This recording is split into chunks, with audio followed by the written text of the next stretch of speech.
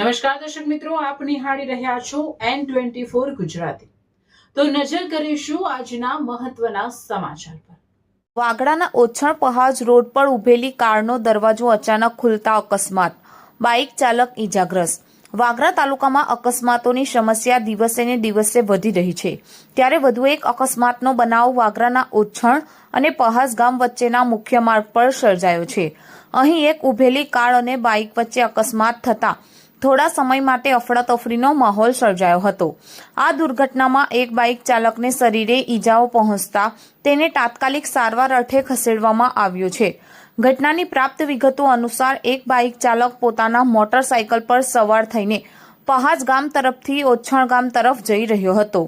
તે સમયે ઓછણ અને પહાજ વચ્ચેના રસ્તા પર એક કાર રોડની સાઈડમાં ઊભેલી હતી। બાઇક ચાલક જ્યારે આ કારની નજીકથી પસાર થઈ રહ્યો હતો ત્યારે જ કારમાં બેઠેલી કોઈ વ્યક્તિએ પાછળ જોયા વિના અચાનક દરવાજો ખોલ્યો હતો। કારનો દરવાજો ઓચિંતો ખુલતા બાઇક ચાલક તેની સાથે ધડાકાભેર અથડાયો હતો અને રસ્તા પર ફંગોળાયો હતો। આ અણધાર્યા અકસ્માતને પગલે આસપાસના લોકો દોડી આવ્યા હતા।